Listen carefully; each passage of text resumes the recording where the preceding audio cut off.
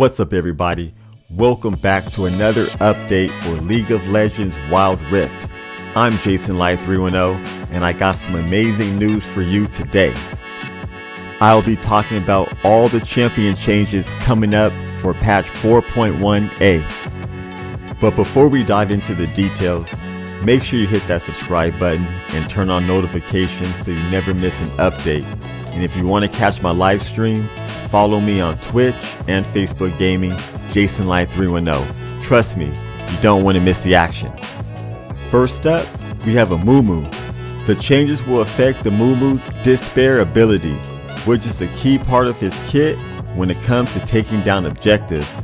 The ability power ratio for Despair will be reduced from 0.75% to 0.6%. which will make it less effective at taking down Baron Nashor and Elder Dragon in the late game. These changes may seem small, but they will have a significant impact on Amumu's overall strength and ability to dominate in the late game. Players will need to adjust their playstyle and strategies when using Amumu to account for these changes. Let me know down in the comments what you think about these changes to Amumu and how they will affect your playstyle with Amumu. Next, we have Jhin. In an effort to boost Jhin's performance, Riot Games is buffing one of his more challenging abilities, Deadly Flourish. This ability, which has a cooldown of 14 seconds, will now have a reduced cooldown of 12 seconds. This may seem small, but it could make a huge difference in Jhin's gameplay. Deadly Flourish is a crucial ability for Jhin, as it allows for him to root his enemies and deal massive damage. With a shorter cooldown, Jhin will now have more opportunities to use this ability and take down his opponents. Up next, we have Nautilus. One of Nautilus' abilities, Riptide, has been dealing a whopping 200% damage to monsters, making it easier for him to clear the jungle camps. But in an effort to balance his power, Riot Games is reducing the damage to monsters to 75%. While this change may seem like a setback for Nautilus players, it's important to remember that he is still a formidable force in the jungle. His crowd control abilities and tankiness make him a valuable asset to any team. Up next, we have my favorite, Nunu and Willem, the lovable Yeti duo, have been struggling to keep up with the recent changes to the tank items. As a result, Riot Games has decided to give them a slight buff to help them fulfill their role as the backbone of their teams. One of the changes includes an increase in Nunu's health per level, going from 105 to 112. This will make him more durable and able to withstand more damage in team fights. In addition, Nunu's ability, Consume, is receiving a boost to his health bonus health ratio, going from 8% to 9%.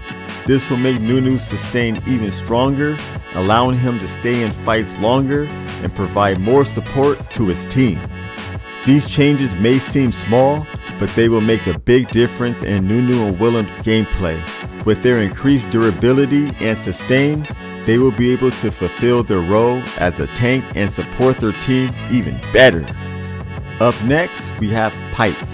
One of the changes includes a reduction in Pyke's damage ratio to minions with his ability, Bone Skewer, going from 100% to 80%. This will make it harder for Pyke to clear waves quickly and push lanes, but it will also prevent him from snowballing too quickly in the early game.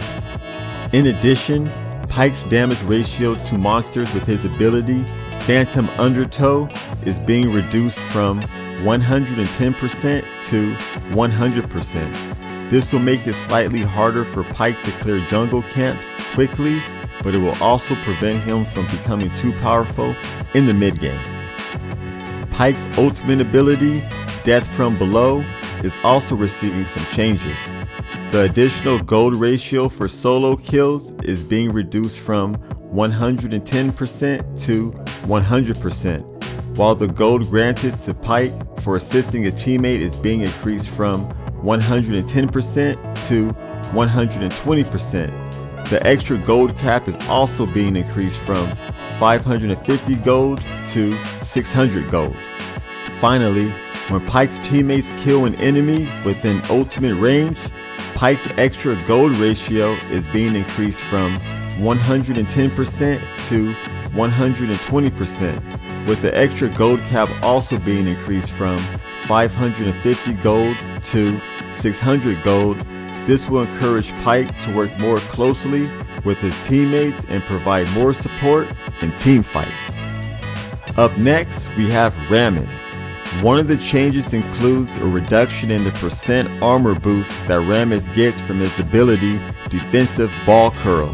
The boost will now be 70, 75, 80, 85% instead of the previous 70, 80, 90, 100%. This will make Rammus slightly less tanky in the later stages of the game and gives his opponents a better chance of taking him down. In addition, the base damage of Defensive Ball Curl is being increased from 8, 10, 12, 14 to 10, 12, 14, 16. This will give Rammus a bit more damage output in the early game, but it won't make him overpowered. Furthermore, when Defensive Ball Curl is activated, Rammus will no longer have his movement speed reduced by 30%. This will allow him to move around more freely and make him less vulnerable to kiting. Finally, a bug where the percentage of resists obtained from other resources was higher than normal when Defensive Ball Curl was enabled has been fixed.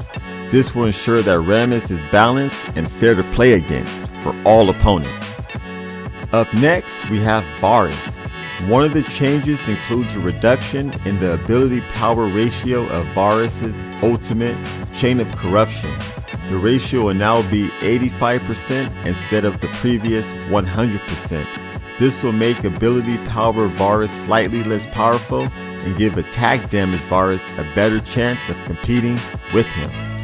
Overall, these changes will make Varus a more balanced and fair champion to play against. So whether you're playing as Varus or against him, you can expect a more even playing field. Up next, we have Warwick. One of the changes includes a significant increase in the amount of damage converted to heal when using Warwick's Jaw of the Beast ability.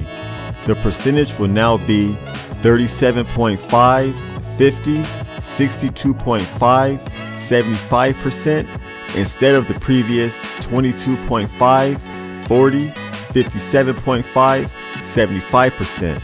This will make Warwick much more resilient in fights and allow him to sustain himself better, especially in the early stages of the game. Overall, these changes will make Warwick a more formidable opponent to face in battle, so whether you're playing as Warwick or against him, you can expect a more challenging and exciting game. So get ready to sharpen your claws and howl at the moon with Warwick.